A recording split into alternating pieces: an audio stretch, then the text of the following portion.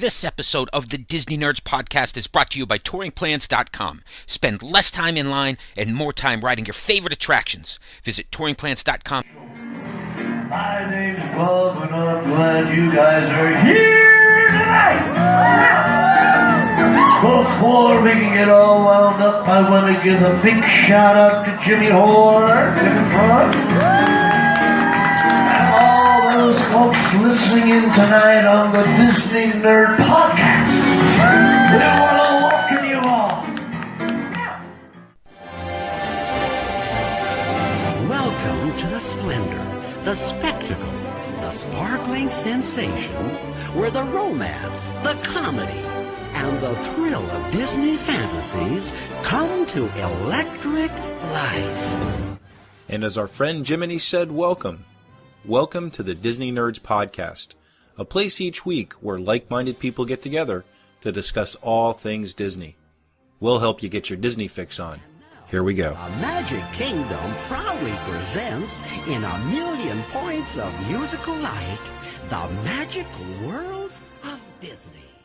Hello and welcome to show number 233 of the Disney Nerds Podcast. Hey guys, how's it going? And welcome to the show.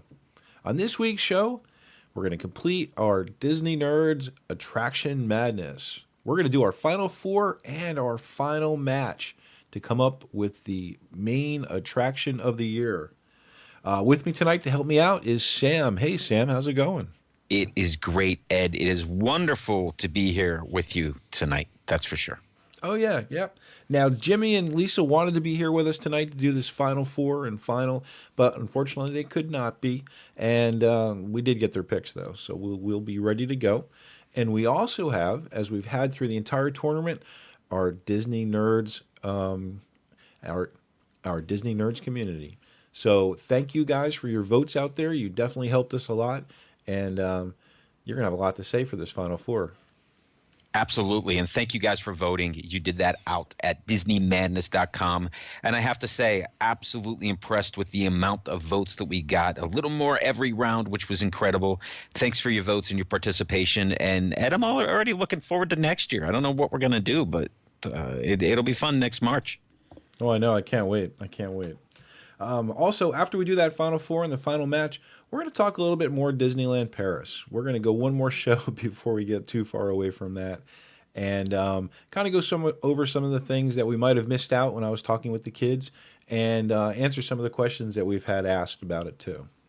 Which, by the way, that show with the kids is amazing. If you haven't listened to it, go back and listen to it. It's full of information and questions I wanted to ask you right then, so I hope that I remember those questions so that I can ask you after we're done with the final four and the championship match. Right. Okay, well, let's get to that final four. I've been itching for this one. So how do you want to go with this here tonight, Ed, since it's just me and you and we have 5 votes to be counted? Mine, yours, Lisa's, Jimmy's, and the community. Well, we'll go back and forth between the others, and then we'll do our 2 at the end of each round. Works for me. So we'll go with the first bracket. We're going to go with the Haunted Mansion, the number 1 out of the Magic Kingdom bracket, I believe it was, versus Space Mountain, number 5 attraction. What was that? The Epcot bracket? I believe that it was the Epcot side. Not that they really mattered, but once you get to the final four, all bets are off. This is now waiting to get into that championship match. There you go. So now the Haunted Mansion was the winner last year. Not that there's any pressure on it. Although, I don't know. I feel like there could be maybe an upset. We'll have to see. Well, let's start with the voting. Lisa has voted Haunted Mansion. Ooh, that's right. Actually, that's not a surprise. I do remember her talking about that a lot. Okay, how about our Disney Nerds community? How'd they go with this one? The community is, and as they have been for the entire tournament, absolutely all in with the Haunted Mansion with 83% of the votes. Haunted Mansion, 2 votes to none. Okay. Now, Jimmy, he talked a good talk about both of these attractions coming up through the tournament. However, when it came down to it, he went with the Haunted Mansion. 3 votes for the Mansion. So we are finishing the formalities with myself and you, Ed. I will also toss my vote over to the Haunted Mansion. Nothing against Space Mountain, but I think in this particular matchup, you have to look at the seeding and how things kind of worked throughout the tournament. And Space Mountain was up against some really good attractions, pulled an upset because this is number 5, making the Final Four. But at the end of the day, Haunted Mansion is just such an iconic Walt Disney World attraction that you have to go Haunted Mansion. Oh, sure. It's got so much going for it. Space Mountain, once you get inside the mountain, it's pretty much a dark mountain. Very cool. So, unless we had Hyperspace Mountain, which is a Disneyland Paris question. I'll table that one. Oh, yeah. No, definitely. And we will talk about that. That's definitely worth it. Okay, so I also am going with Haunted Mansion to make it a clean sweep. Clean sweep in the Final Four. Wow. That's a tough one, too, because it is. And then it's not. Because when you do look at it, and you're right, Space Mountain is an awesome ride, but when you compare it against Haunted Mansion, not so much. Okay, moving on to the other game, the other round, the other match. We have the number 1 Pirates versus the surprising number 10 Flight of Passage. So for this one, we're going to go with Jimmy first. And Jimmy selected the Flight of Passage attraction. So he went right away with that, and he's been pretty much of a supporter of that one throughout the entire tournament. He absolutely has. Mm-hmm. And that's fine. Oh, yeah, no doubt. How about our Disney Nerds community? What did they say? The Disney Nerds community is 62% going with the number 1 seeded Pirates of the Caribbean. Ooh, there you go. 1-1. Interesting. So now for this one, which way did Lisa go? Lisa, for this attraction, and I'm sure, I am positive that somewhere in the live show, these two, Jimmy and Lisa, have talked about this and dove into this, and I'm sure it will come up as topics later. Lisa went Pirates of the Caribbean. Oh, there you go. 2-1 Pirates. Staying close. Let's see if it runs away. You know what? Let me go next. I gave this one a lot of thought because Pirates is my attraction. I really, really liked Pirates ever since I was a little kid. The hairy leg and everything. However, Flight of Passage, I feel, is such a better attraction, and they put so much into it, and I think there's still so much I've yet to see. I went with Flight of Passage. 2-2. Ed, you are leaving me with the tiebreaker. That's what it should be in these Final Four games. Or final. You are leaving me with games. a tiebreaker and a soapbox that I am about to stand up on. I come from the camp that number 1, Flight of Passage, is an amazing attraction, and you absolutely should ride it. Flight of Passage is not new technology. Flight of Passage is Soarin' 2.0. Flight of Passage is based on characters that I have no idea who these people are, but you could say the same for Pirates of the Caribbean. I granted, and I'll give you that. Mm-hmm. Here's my concern and what we went to. And I know initially this was, you have to vote, what would you do? But I can't do this without thinking, okay, what am I going to go on, and what does 11-year-old Jimmy want to go on? And I'll get back to why I bring that up in just a second. When I look at technology, Flight of Passage is absolutely amazing. What they've built with Flight of Passage and the way that you get up into it and the way that you sit down is not Disney. It's another company that came up with that. What Disney did is changed it slightly. In fact, our Canadian friends are probably well aware of Soarin' Over Canada, or the Fly Over Canada, which is from soaringattractions.com, and you can look this up, SOARING attractions.com. It looks exactly like the ride system for Soarin' in a system like Flight of Passage, where you walk up the steps and you get to it. Now, I'm going to digress for just a second. What is so cool about this is the entire thing was taken with a helicopter and choreographed like the original Soarin', and they change it based on the season. So if you go to ride this attraction that happens to be in a few places in Canada, if you go during Halloween, you fly over Canada on Halloween night. If you go during Christmas, you fly over on Christmas night. Absolutely amazing. But I digress with a little bit of that, and I'm going to swing back. what Disney did is took that concept and created a pretty cool ride system where now you're going to sit inside this Banshee, and it sounds like a great idea. You sit in it, you can feel it breathing under you, but I think that it went slightly too far. And here's what I mean. 11-year-old Ed, 11-year-old Jimmy, 11-year-old Sam, I think we talked about 11-year-old Lisa, remembers going through Pirates of the Caribbean and seeing the hairy leg and that having impression on us and that impression keeping and that really turning us into Disney nerds because we started looking for the details when we saw that. We looked for all of the cool things that were happening. My issue with Flight of Passage is that Disney missed the ability to put some seats in here that are on the bottom row that don't move that anybody can sit in. The fact that you have to get into one of these Banshee things is restricting and limited. If you're in a wheelchair, you can't ride this. And here's where I'm going to get back to the 11-year-old Jimmy. I took my youngest son and we waited in line for Avatar. We waited for the couple of hours. We looked at all the cool stuff in the queue and we helped ourselves walk through the story, even though we're not all that familiar with the story.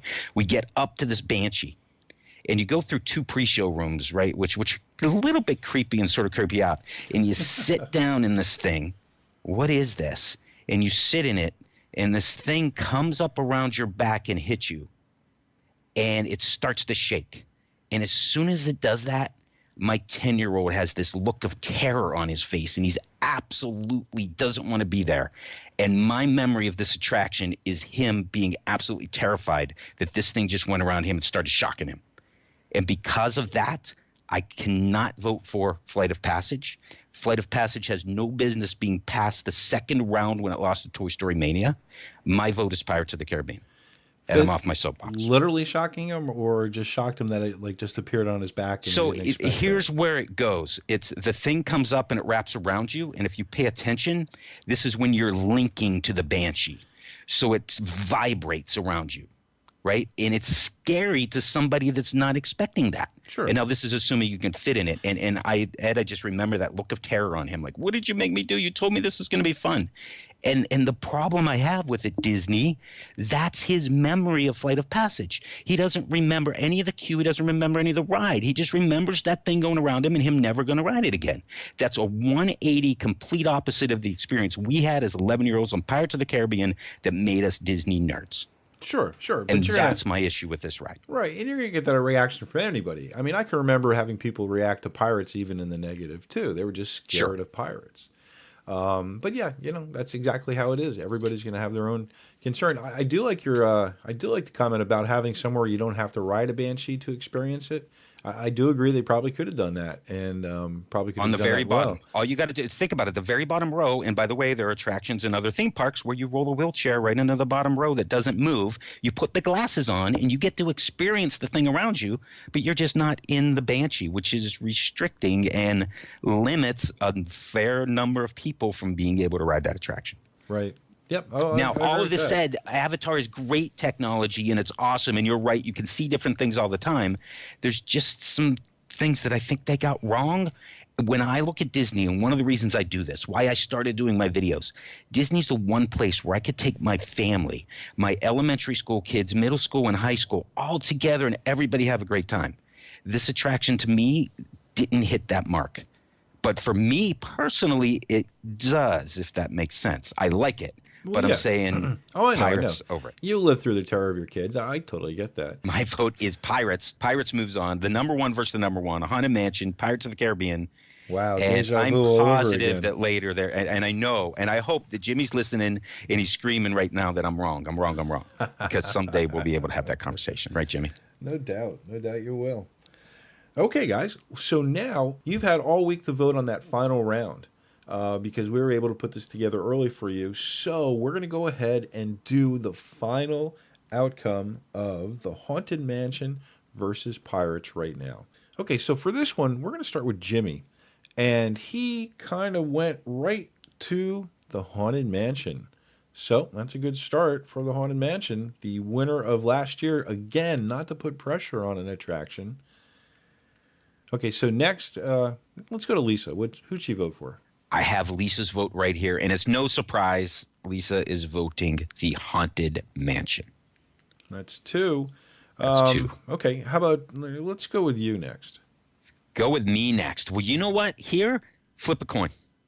Absolutely, positively flip a coin between the Haunted Mansion and Pirates of the Caribbean. In fact, where's about halfway between the two of these? Maybe right around the Hall of Presidents. You stand right there, you flip a coin. Which direction am I going to go for my last attraction? What has the least wait time, on the app? That's what you do. Okay, but if it's 5 minutes either way, this literally for me is flip a coin. But I'll tell you right now, I'm going to Pirates of the Caribbean because I want to check out all the new changes that they've made, not just the auction scene, but I think there's some other little surprises and updates they made throughout there that I haven't been able to confirm yet, but I'm going over to Pirates of the Caribbean to check that out. Nice. So we're going 2-1 right now, Haunted Mansion of Pirates. So it's close. And you know what? I'm going to go next. We're going to let our Disney Nerds community go last because I think they deserve to actually go last. As you heard in the previous round, Pirates was my go-to ride, my attraction that I liked when I was very small up till now. And now that I don't have a flight of passage to get in the way, I'm going with Pirates. So we're at 2-2, Pirates and Mansion. It's a dead heat, and we are up to the Disney Nerds community to decide the champion of the 2018 Attractions Magic Tournament. Oh, my gosh. Okay, guys, help us out here. Who'd you vote for? The Disney Nerds community with a drum roll in the background. The Haunted Mansion, 66%, getting 2/3 of the vote. Haunted Mansion defends its championship. Wow. Holy, that's great. You a little sad, but still incredible. An attraction can go like that. 2 different tournaments. I will also say that during my recent trip, shout out to Jimmy, hopefully he's listening, he pointed out some pretty cool things around the Haunted Mansion and things that we are going to have to talk about on the show in the future, specifically the interactive queue and the graveyard scene and some of the hidden messages and how things are all connected together. It's really cool. It's probably also a cool walkthrough someday when we're all down there together. Oh, no doubt. That could be a fun time. But again, flip a coin for this one, Ed. And at the end of the day, are any of the 64 attractions that were on our list bad? I don't think any of them are bad. No, not at all. However, some are less bad than others. Some are just great. Well, that's the if you go back to the first, there were 64 in our tournament, but there were 70 attractions. So some didn't make it, but hey, it is what it is. There's no They losers here. have plenty of time to get ready. If we don't do attractions next year, we'll do something else. We will more than likely come back to attractions in a couple years, though. They've got so many new things opening up in the next 12, 18 months that how can we not? It'll be amazing, the difference, and we alluded to it a couple of shows ago, between the Ratatouille ride coming to Epcot and Guardians of the Galaxy and of course, the Slink Gods coaster and, my gosh, Star Wars Galaxy's Edge and the Planet of Batuu. I don't think you can go wrong anywhere. There are definitely some world-class Sweet 16, Elite 8, Final 4 potentials in what I just named. Yep, totally looking forward to it. Okay, so after all that excitement, we're going to come down a little bit and move back over to Disneyland Paris. I don't know if that's coming back again, Ed. Come on, this is awesome. You got to go to Disneyland Paris and experience it with your kids. That's incredible. I'm still trying to get over it, to be honest with you. It really hasn't sunken in after a week or two since we've been back and all. It just seemed to happen so fast beforehand, and it was a pretty incredible trip. Maybe that's good that it happened so fast, right? Oh, yeah. Just do it. Don't overanalyze. Just go. Yeah, and to be honest with you, there really wasn't much more we could have done planning-wise anyway beforehand. You really had to just get there and start moving around. Sure. And it worked out perfectly. And we lucked out in a lot of different ways. We really weren't sure where the hotel was compared to where the park was, and we lucked out. We were like right across I wouldn't call it a lake. We were right across the waterway from the park. So it was pretty cool. Very nice. And actually, you just posted a photo report from the hotel that you stayed at. Why don't we start there a little bit? Tell me a little bit more about the Sequoia Lodge. Some of the pictures you take, and anything that really stuck out. Because here's what I've learned from some of these trips. I remember more when I go back and go through the pictures to do a photo report like this than when I was actually there. Oh, right. And it's a Sequoia Lodge. It's modeled after the Wilderness Lodge, kind of like the Pacific Northwest look to it. The cast members were wearing not Mountie, I guess park ranger type costumes, uniforms. And the place itself was pretty incredible. I mean, it really looked like you're in the Pacific Northwest. And I think kind of just the way that the weather is around that area makes it easy to do that. It was probably 40s, 50s while we were there. So pine trees really wasn't tough for them to be like looking natural in that environment. Sure. The hotel itself was pretty cool. It had something odd in the opening or the beginning of it, which they don't have anywhere else. They have an actual metal detector, and it's just like the airport metal detectors, where as soon as you get there, you get off the bus with your luggage, and you go to this little room. You put your luggage onto the conveyor belt, and it goes through the same machine that it goes through at the airport, and then you walk through a metal detector yourself, and you get the wand treatment. Everybody's got smiles, and everybody's trying to make it as easy as possible. But it's still kind of an odd thing to do that after you've just gotten there from the airport doing the same stuff. Yeah, it's sort of. I could see that, but I understand, right? That's sure. what we're getting to. Right. And there was a lot more security in Europe we found, and we saw going into the Disney parks down in Florida. You see a lot of the state troopers are hanging out, or local police are hanging out, and they've got uniforms. It looks more military, the security they have hanging out around Disneyland. But again, I guess it's just kind of based on what it is. It's the same type of security we saw in Paris also. So makes sense. I see in your photo report, Ed, is that an ice skating rink? It is. Where we were located, we were across the waterway or the lake from Disney Village. And as we walked over to it, we had to walk past the New York Hotel.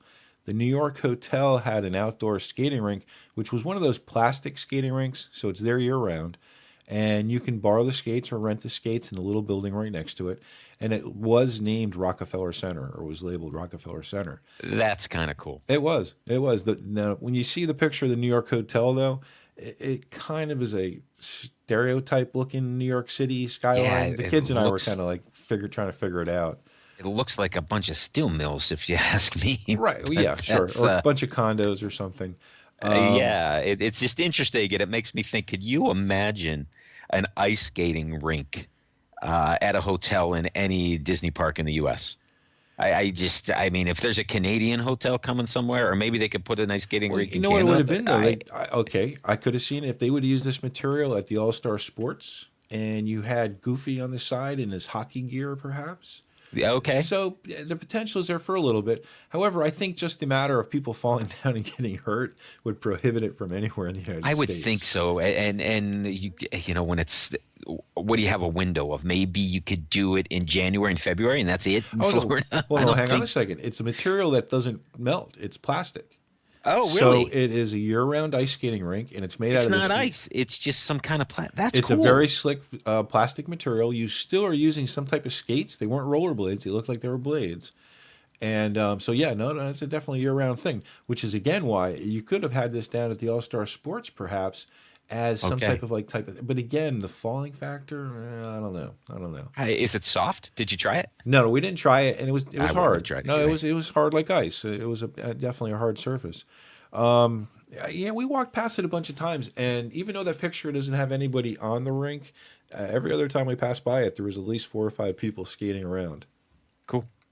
Very nice. You kind of think of it as like mini golf down in Florida. There's not always a ton of people on those courses. But there's a couple of people here and there, yeah. They tend to like all the time on it.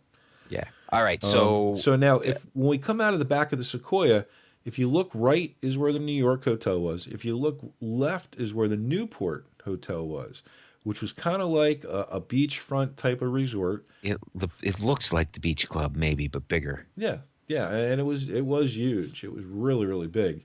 Our bus coming from the airport stopped there first, then for us. And then if you're looking out the back of our hotel straight across, That's where Disney Village is, and on the other side of Disney Village was the Disneyland Park and the Hollywood Studios Park. Now, Got what it. was cool, and I got a picture of this too, is that they had one of those observation balloons, just like they do down in Florida. Sure. The red and white Characters stripe. in flight, I believe. Yeah, and this one was this one was called Magique, something Magique. I have it on the website on the post, and it was not in operation. We lucked out because they were testing it out, so we got we got a couple pictures of it in the sky. But the rest of the time we were there, it was pretty much grounded down on the on the floor on the dock. Sure. So it also looks like you might have been able to see the golden arches across the way for the McDonald's.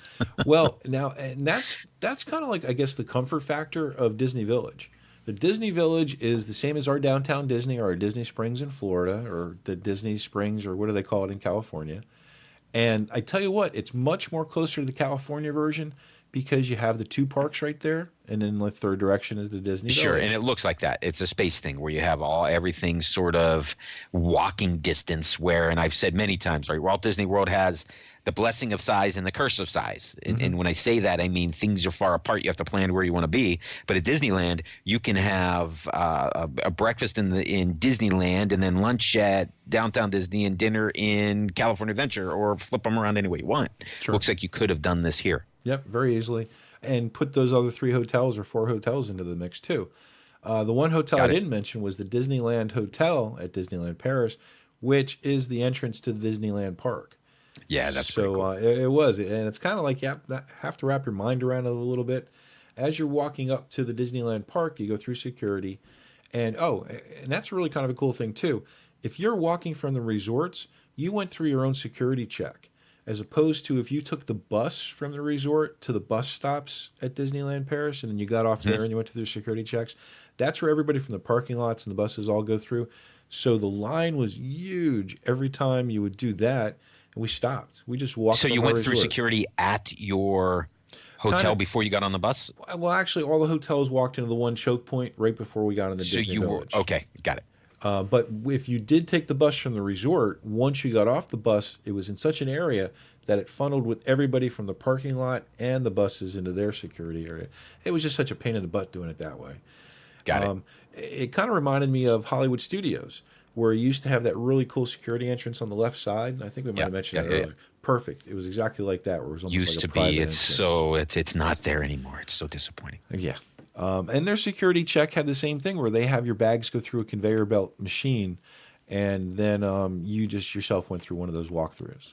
Although I went through mixes of crap in my pockets by accident that I got through, so I'm not too sure how great the walkthrough machines really are.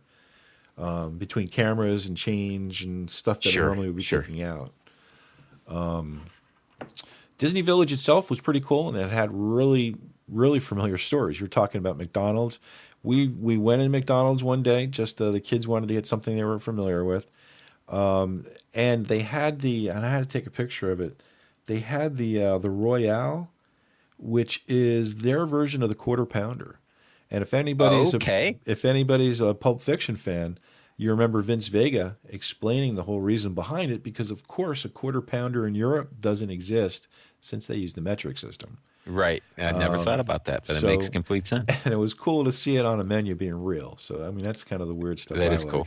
Of course, a Starbucks nearby and the World of Disney store. Earl of Sandwich. They had an Earl of Sandwich. Although I tell you Earl what, of Sandwich? Ever since seeing them on the Turnpike in Florida, I've kind of lost a little of the shine. But there's no better place I can guarantee to get the same good sandwich every time for less than $7. I agree with that. And the price was somewhat similar over there. It was like €6.50, which ended up being like $7.50 or $8. So still very, very comparable, and it was right on. I always get the number one, the roast beef, and it was perfect. Very good. Now, we did eat at another restaurant at Disney Springs the first night there called Annette's. Annette's was, I'm going to say it's kind of like a malt shop, a shake place, 50s themed type of thing, where you sit down at tables, you have the stereo at the tables, you throw money into it. None of them worked, but you had the look to it. The waitresses were on roller skates. It was, cool. And as far as the language went, they spoke English very well, and it was never an issue. Leslie kind of got us to ask every time "Parlez-vous anglais," just so we kind of break the ice and try to speak a little French before we say we don't know anything else. And that seemed to be kind of cool. Everybody kind of appreciated that, it seemed like.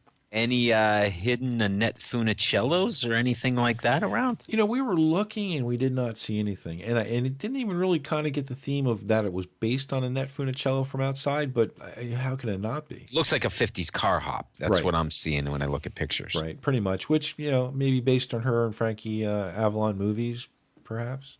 It could be. They had a couple other restaurants. Their big show, you know how we have the Hoop-de-Doo Review and things like Right. that? Yep. Their big show is a Mickey's Rodeo type show, Buffalo Bill Mickey show or something like that, where they actually had an indoor rodeo along with the characters being involved and stuff like that.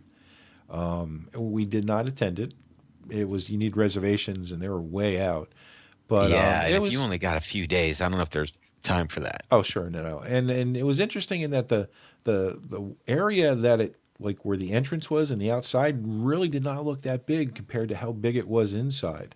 When we were on the bus, we could see videos of what it looked like inside, and it's a pretty big like arena. So that was pretty cool.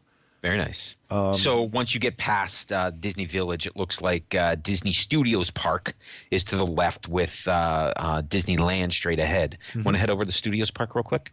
Yeah, sure. Now the And studios. so here's what I see, which looks really cool, and I want to ask you about this. You enter through the front gates, and then it looks like you go into a really big building that almost looks like a mall or a Las Vegas type building where you're in a huge dome area and there's different things inside of it. Sure. The building itself, I think, is supposed to be like a soundstage off a studio. So it's a big, empty, like hangar building. However, inside of it, they've got a bunch of stores and a bunch of restaurants that you Looks walk like the through. Brown Derby, Hollywood and Vine. But it's not real Brown Derby though. It's counter service Brown Derby. So it's Interesting. coming like mimicking Hollywood type restaurants. We ate in one of the restaurants in there on the right on the the studio side. I can't remember the name off the top of my head. The Leaky Tiki? You know what? Maybe. And It just sounds interesting. It's a place I might look into. they have and they had 2 floors of seating. So you got your food downstairs and you went upstairs. The entire place was like maybe 2 football fields wide. And to be honest with you, it was really kind of a bottleneck when it got crowded. And when it was raining, it was even worse because everybody was hanging out in there too. Yeah, it's almost like take Main Street and put it inside a big dome, a big Somewhat. building. Oh, yeah. And actually, when we talked about Disneyland Paris, we talked about arcades. And similar to that. Yeah, exactly. An arcade totally covered with stores and restaurants as you're walking through it. I did think it was kind of odd because you could spend a lot of time in there and not even get in the park yet. So it was a little weird in that regard. Now, once you did get into the park, you had somewhat of a surprise because in front of you, and I think this is kind of mimicking California, is the partner statue. Yep. Disney and Mickey are right there in Walt Disney Studios as you walk in. Straight ahead from you see the Hollywood Hills, and then you can pretty much go whatever you want. Now, the park itself is very small. You literally could walk from one side of this one to the other in 10 minutes. The thing that made So small. We're talking Hollywood Studios right now without Toy Story Land or Star Wars, that size, or what can you compare it to? yeah, that sounds pretty good because without Without the Streets of America and without Yep. the other things we had. and Okay. basically as you walk through it, you came to where you had a choice between Toy Story Land and France, where the Ratatouille ride was, which was kind of funny because they have an area looking like France that they're in France already. That is interesting because you're not all that many miles from the Eiffel Tower, and you go on the ride to see an Eiffel Tower. Correct. Although I don't remember seeing the Eiffel Tower in it. Okay, But it probably cool. was there. Yeah, who's to say? The Ratatouille ride itself, since we're down here talking about it, incredible. I can't wait till it gets to Florida. We went on that probably 4 times, maybe 5 times. Nice. Single rider line, we did it the first time we saw it. We got right onto it. And we were both in the same car for that. So you never know. I see that it accepts fast passes. How did the fast pass system work there? Was it all tied into My Disney Experience, or is this paper system, or what was that? Paper system, just like California. Send somebody ahead and get the fast passes? And Correct. Yep. Same exact system. And we had one snafu when we were getting on to, what was it? Was it Star So it was Tours? linked to your ticket then, or did you actually get a paper thing? Lictor, we got a paper thing. Okay, because in California now, you get a paper right. thing, which is your reminder, but you have to have your pass that you use to get into the park to redeem it. Right. And I got to think, even so, still in California, I got to think that even if you get to the line with your pass and it doesn't work, which I'm sure it does still, that paper pass is probably used a lot to like, Got it. I still have it. Well, the one snafu is that the machine didn't give me a ticket, but because it took my ticket inside of it, it kind of registered on the system that I got one. Oh. But the guy he wrote on Quinn's ticket just ×2. So when we got up there, it was like ×2 with his initials, and that's all it took. And that was for Star Tours, which is right next to well, we jump parks. Let's stay in Walt Disney Studios. That's all right, but we will get back over there. Tower of Terror. An observation with Tower of Terror was a very cool ride. You don't come out of the shaft. You stay inside the shaft. Hang on. So there is no where it pushes forward and goes through the different rooms and things. Correct. Got it. And it was really kind of odd. And I did talk about this with the kids a little bit, but I want your take on this too, is when you get on the ride, okay, you're in the basement, the elevator door opens up, you go through this little like passageway, not passageway, but it's like a room almost. Then you go through a second door onto the ride itself and you get in your seats. So what happens is after the ride goes, and the drop sequence was pretty cool. I mean, it was a really, really good drop sequence. When you get done, you get up out of your seats, and instead of going into a different room because you're back in the same place, you come out into that little gap area I was mentioning, and you go left. So the main doors to the basement stay closed until the entire ride empties out, and then once that ride empties out, the doors open up and they load it up again. So you don't go to that like other room downstairs. No, I get it. You're unloading and loading at the same place. Right. They're just like holding the people coming in until it's empty, and then they let you in. Mm-hmm. I get it. Is the pre-show the same? Yes, same thing, but in French. Same thing, but in French. There you go. And that one, I'm pretty sure was French all the time. Now, Star Tours was a back and forth between French and English. Hyperspace Mountain was back and forth. But Hollywood, Walt Disney Studios, the ride I got to say was probably the best ride was the Crush roller coaster. I was just going to ask you about the Crush coaster because it looks like it's completely inside. There were rumors for a long time that this thing was going to come to Hollywood Studios, and that did not happen in Florida. What is Crush's coaster? And it's funny because I could see this one maybe being in Disney, in Magic Kingdom. I could see this one being in Animal Kingdom. Hollywood Studios would have been the last choice for me. I could see it over Epcot. Well, and the whole Pixar overview thing. That's why it was rumored. But okay. Okay, so the roller coaster itself is pretty cool in that it is a car similar to Toy Story Mania, except shaped like a shell. There's 4 people, 2 facing forward, 2 facing backward. Now, because the shell rotates, it doesn't matter who's facing forward or backwards. But for the first like 20 seconds, 30 seconds, and we were talking to the kids because the kids love this too, it's like you're on the Nemo ride at Epcot. I mean, you're really kind of going slow, and you're seeing Nemo in the screens and his friends, and you're seeing the anglerfish with the big teeth, and he's moving around. But then you go around a curve, and you're at the top of a hill of a big, big room with a roller coaster in it. And then you really are on a roller coaster. And it was a really smooth, really, really good roller coaster. And, of course, you're spinning around in your shell.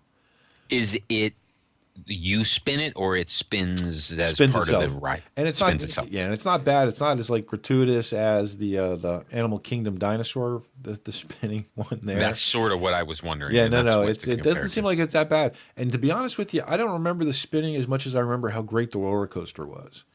That's good. It was great. Now, it's kind of cool too in the beginning is it shoots you outside real quick through a little dip into like some water, and then it kind of brings you back inside. So there is a real quick outside trip on this one. Now, one of the things we discovered was that they do have extra magic hours only in the mornings from 8:30 to 9:30.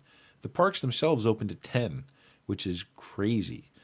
Walt Disney Studios closed at 6 every day. 10 to 6. Which is even crazier. So now we went there for our magic hours, and we still waited 45 minutes for the Crush roller coaster because they unfortunately only had 3 rides open for extra magic hours. Okay. Yeah. Which we didn't realize. And I might have gotten that into the figuring out and getting ready for the parks. It still didn't matter. We were online. We were having a good time. And the whole theme of the trip was we're there to see Quinn. So what better way to catch up than being stuck online for 40 minutes? You know what? You're right, man. That you had ulterior motive there, and standing in line was a good thing. Yep. I get it. And All right, the studios looks great. I mean, it I was love good. to check this thing out. Tower of Terror was really cool. Now, it was pretty funny because we noticed when we went to the back of the Tower of Terror, it was very plain. And we're like, why isn't it decorated? What a waste. When we were in the stunt show, in the Lights, Motor, Action stunt show, we figured it out why. Because the Tower of Terror is right in front of you as you're looking over the set.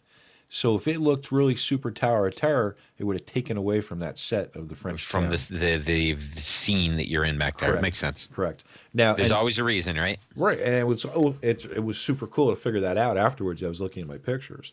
The biggest thing about the Lights, Motor, Action was that it was fun to do. They let us walk out kind of on the set to the left side. So we kind of walked through the set and the stage and stuff like that. That is kind of neat. Yeah, because in Florida, you always had to walk out between the stairs underneath. Sure, and that then was a pretty all lame the way one. back around. Right. Trying to think anything else that stood out. Their big attraction, Catastrophe Canyon, that had to bring back some memories. that was good in that it was pretty much right on with Florida as far as the latter version of it, where you went through the stunt part of it, where the flames and the truck. The second area they went through, though, was pretty cool, is that it was from the movie about dragons that Christian Bale was in. Quinn had the name right away, too. Well, anyway, you go through this burned-out version of London where the dragons have returned, and you get a blast of fire from one of the dragons. The best part about the backlot tour, however, were our hosts. I had no idea it was going to be... Well, first it was a French actress who was telling people in French what was going on. And then it was Jeremy Irons telling us English-speaking people what was going on. Very nice. Yep. Now, and it's funny because at one point they pull out their phones. So I'm guessing the narration based on Jeremy's his flip phone was probably about 8 to 10 years. Yeah. Makes sense. But still very informative. And I got some video of that, so hopefully I'll get that cut together and put out too. I tried to take as much video and audio as I could of everything, but it was tough with rain and just kind of running around. So we're still trying to figure out what I have. Got it. So full day over there. We got to head to Disneyland, which is basically what they call it. This is Disneyland to the locals there. Correct. Yep. Through the Disneyland Hotel into the main gate, which is the train station as well here. Right now, it's pretty cool because as you're going under the hotel and the main gates, that's where all the ticket booths are. Very well protected from the weather. Sure. Huge amount of space. Like you couldn't believe the amount of back and forth rails that were underneath here, waiting for people to buy their tickets.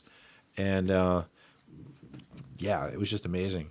Right in the main street, looks like a big gazebo right in the center of the square in the front. And now I understand what you were talking about when you talked about these arcades. Mm-hmm. And basically saying you have Main Street USA that goes right down the center of Main Street, but then on the far right and on the far left there are additional entrances, sort of like where the barbershop would be in Florida and where the hat shop is in Florida, on the right and on the left. Right. And those look like pathways that just take you all the way down Main Street and out the back.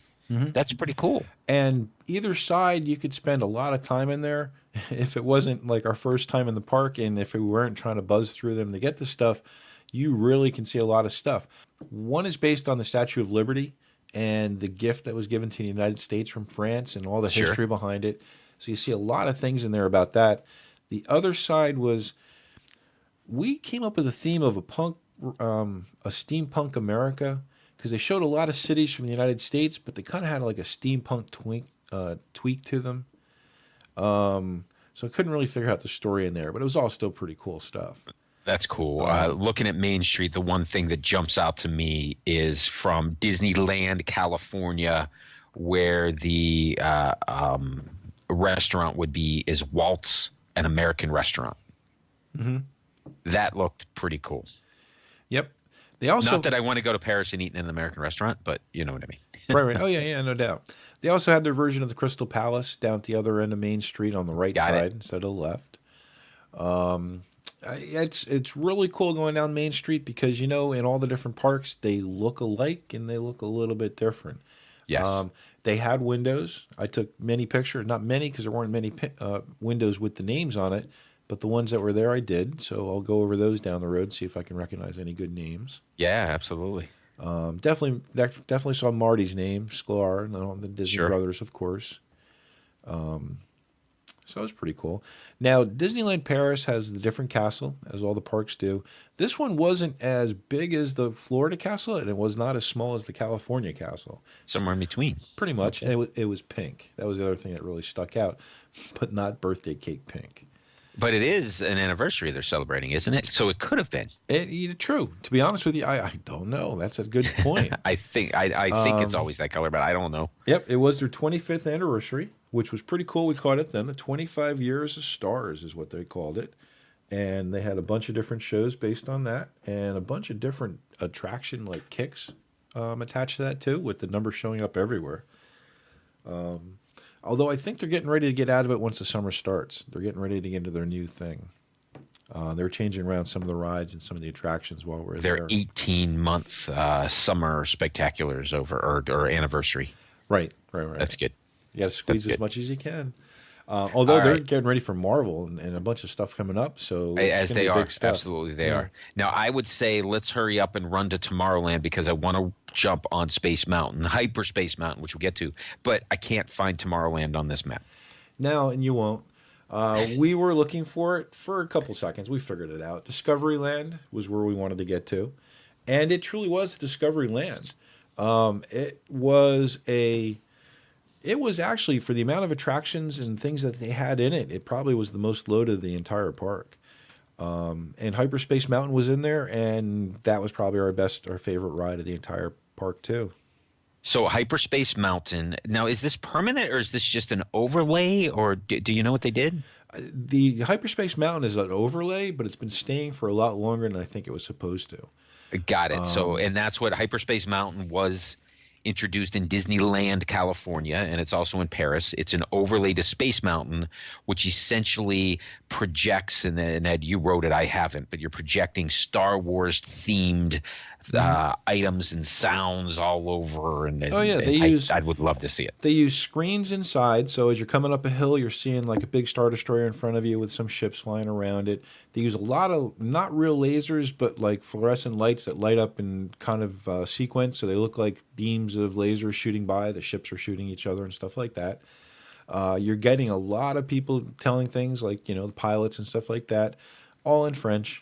I think we figured out May the Force Be With You at the end of it. That was easy to figure out. It came in French. One of the things I keep harping on about this Space Mountain was that once you get to the area where you load into the cars themselves, into the train, you're outside again. You have a roof over your head, but the sides are open. And you're being loaded into a big cannon that then will shoot you into the mountain. I see exactly what you're talking about now. Sure. You can't tell from these pictures that the sides are open. Correct. Now, when they shoot you up the mountain, and the effect wasn't working where we were there, but when you get to the top of that hill, a big jet of steam shoots out. So everybody around the mountain itself outside knows that something just got shot off. That's cool. It was funny because we were on the hill. It was raining the first time. And that part of the hill that was open as you're going up, it's only open for maybe like about 10, 15 feet. You can see the rain pouring down through that one little section. Very nice. Looks like Star Tours is over there not far. So it's a decent, Hyperspace Mountain right next to Star Tours. It makes sense. Mm-hmm. Oh, sure. Now, the entire land had kind of a Jules Verne feel to it. Underneath Hyperspace Mountain was the Nautilus attraction, which was a walkthrough attraction. And they had a lot of these different walkthrough attractions in Disneyland where you go through it, you're reading different posters or signs, you're looking at different scenes and things like that. The Nautilus was cool because it was basically looking at the 20,000 Leagues movie, and you were basically walking through some of the sets from the submarine itself. That's cool because it's actually there. Yeah, it was very cool.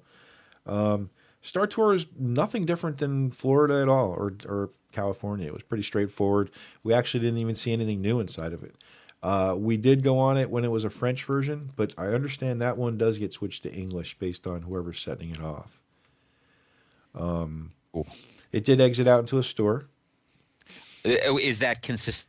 Yes, that was very consistent. And then most of the attractions? For the most part, yeah. And the Well, just like Magic Kingdom for the most part. Yeah, some of them don't because but there's a cart with merchandise nearby if they don't. oh, sure, sure. And the merchandise was very similar to Florida or California. You were definitely in a Disney park. There's no doubt about that they share merchandise. The same with food quality and the same menu ordering systems. They have the same cash registers. You go on either side. Got it. Yeah, right to a T. It's pretty amazing. So Disneyland itself, some of the other cool things that stood out was that the castle itself has its own dragon underneath of it. That's cool. You mentioned that in the show with the children. My video that's didn't come out kinda that great. It was really cool. So under the castle, like how do you get down under it? I don't. Well, that was kind of cool too because we didn't know.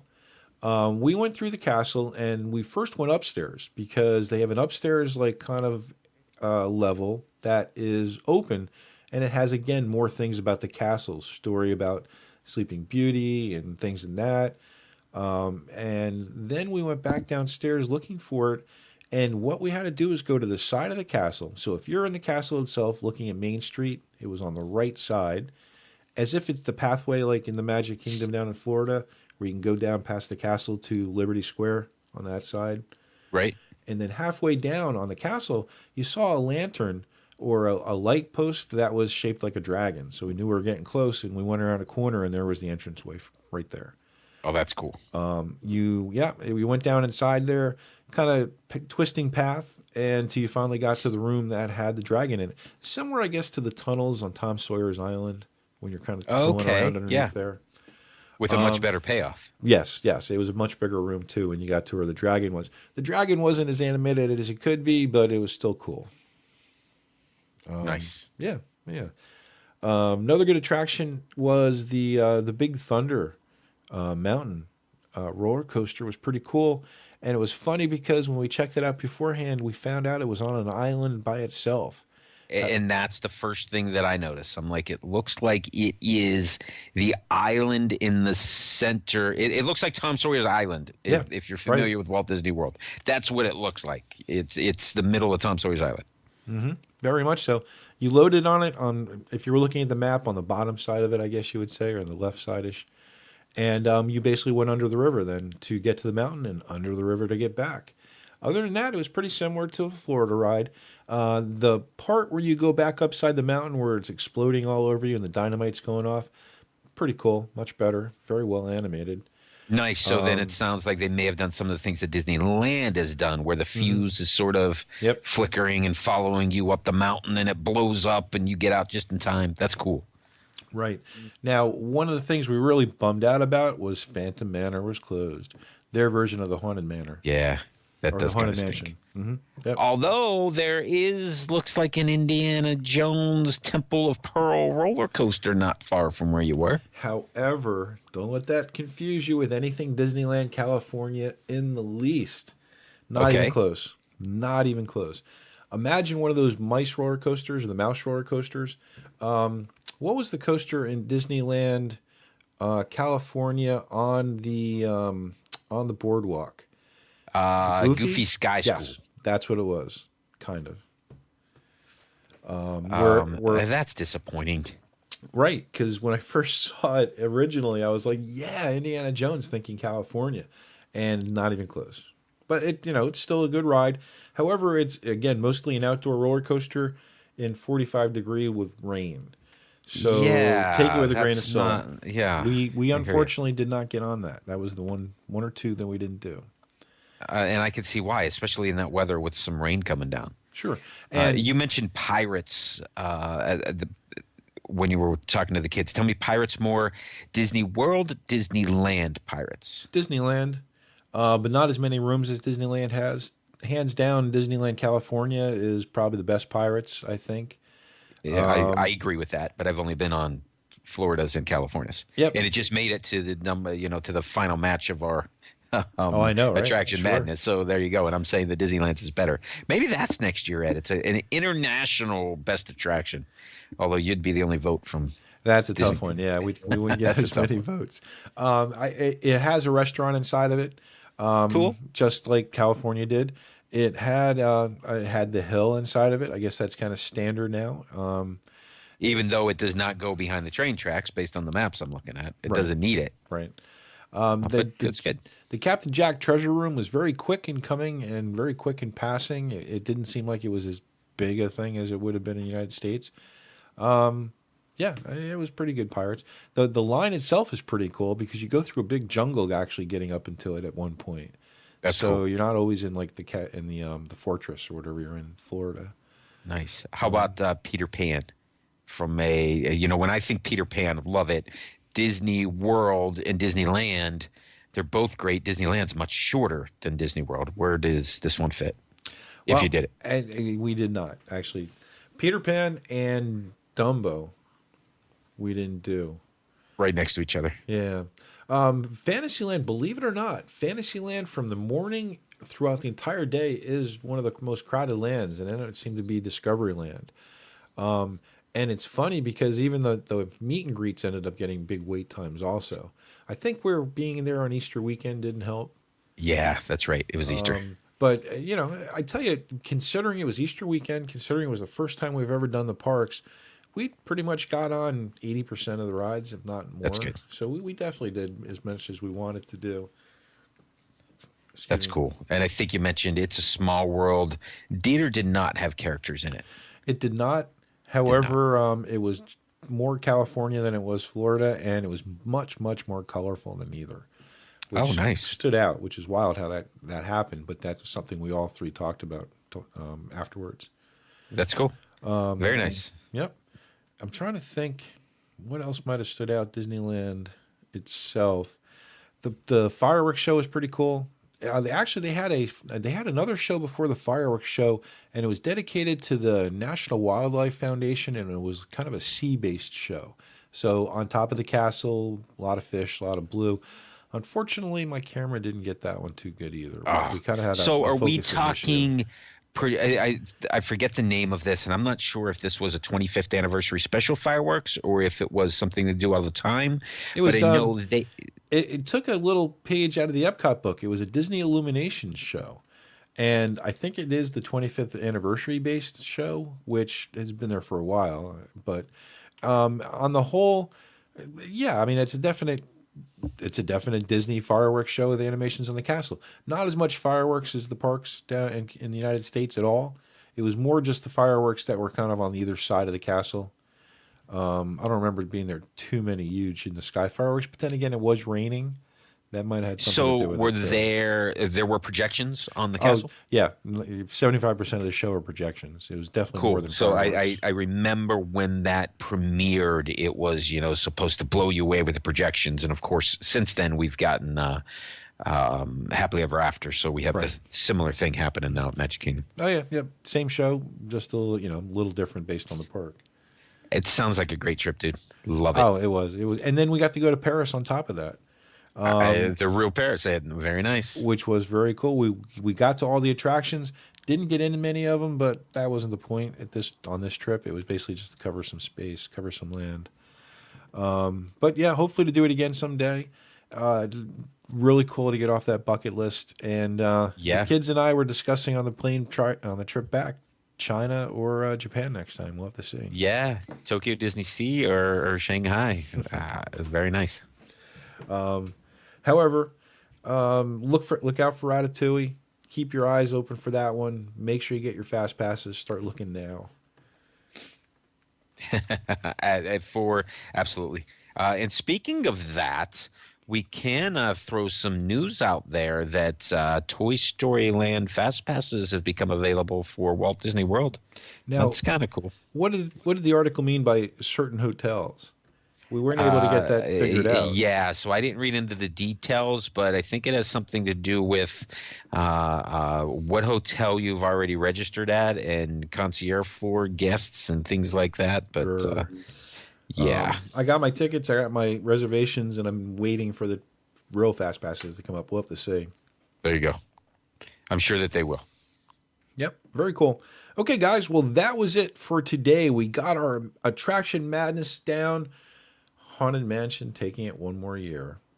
Haunted Mansion, the undefeated champion when it comes to our attraction matches tournaments. That's awesome. Yep. Ed, thanks for the walk down your recent memories here at Disneyland Paris. It was great to hear. I love it. Oh yeah. Well, thanks for listening.